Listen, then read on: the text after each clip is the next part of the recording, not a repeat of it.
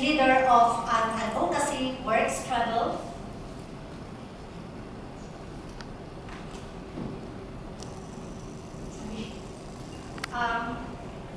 This is from the Philippines, farmer leader. He was at the forefront of a struggle of around 100 farmers living in Sumila, Bukidnon, struggling to claim ancestral land, 144 hectares of ancestral lands over 10 years under the Philippines Agrarian Reform Program. So in 10 years, they did hunger strike, they did protest in the Supreme Court, in the Department of Agrarian Reform. They had to walk 2 months, 1,700 kilometers just to meet the president. And finally, they got the land that they were working on. So this means that sometimes we have, Philippines, for example, we have a law on agrarian reform, but we need effective implementation of these laws, and farmers' organizations are very instrumental. Well, we always are inspired by the land laws of Japan, Korea, and lately Vietnam and China, because like yesterday they said, one of the Vietnam card participants said that the land distribution tool was very instrumental in the sustainability of family farming. Asset reform not only refers to land but also to fisheries.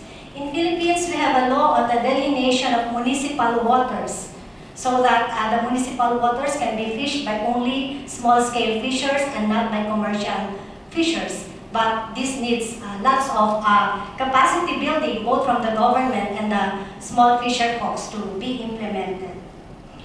For the indigenous peoples, in the Philippines, our instrument for this is the, I don't remember the law, but it's on the Indigenous Peoples Act, Indigenous Peoples Act, where ancestral lands can be identified and IPs can be given their titles place.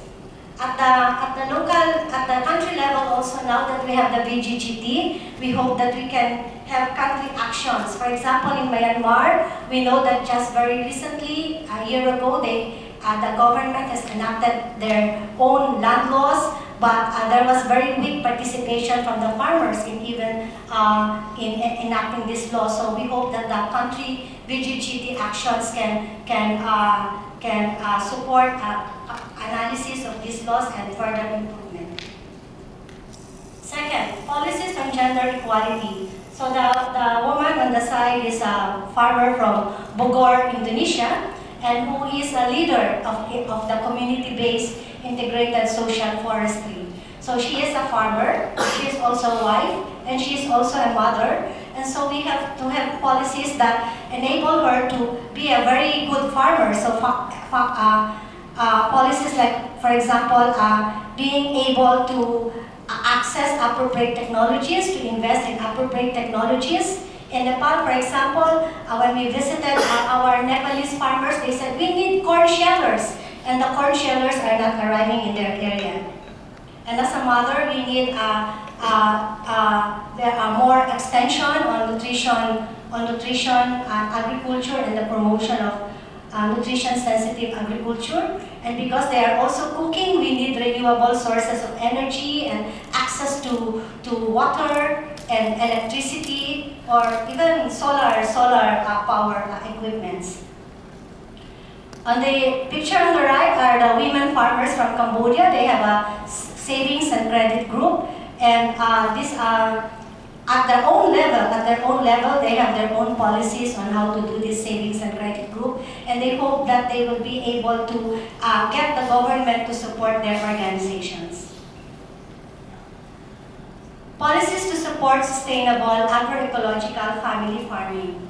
So this is a picture of a young woman who is doing seed breeding.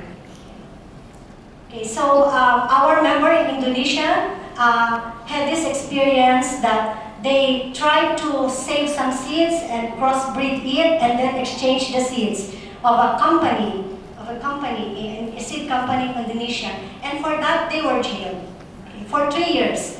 And there was a struggle, and after 3 years, the Indonesian farmers were freed because the court said that no, you have the right to exchange, seeds. So we think that seed rights, farmers' rights to save and exchange seeds should be promoted.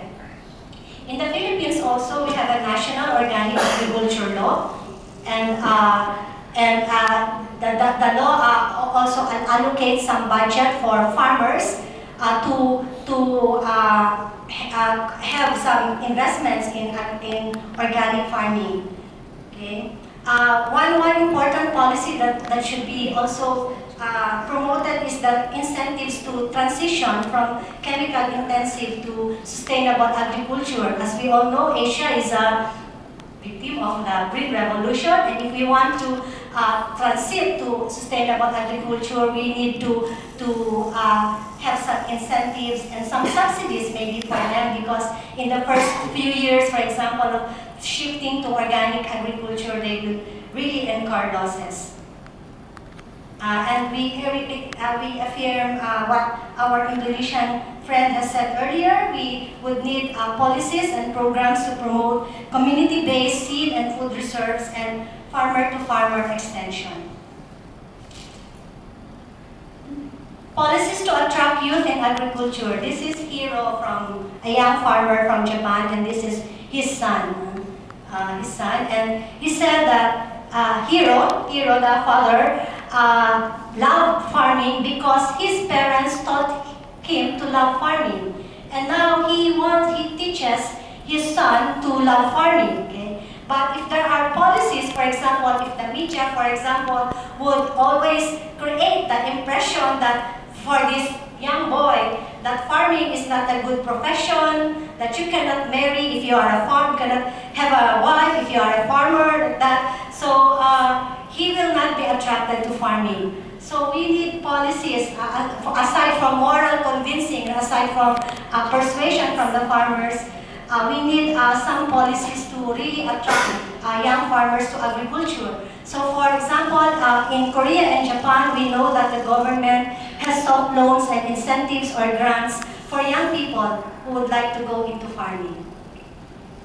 In Cambodia, our member has established youth groups and are working or advocating so that the local government can support these youth groups in terms of giving them training, in terms of giving them training centers, and in terms of giving them computers. Policies to support farmer-owned and farmer-led enterprises.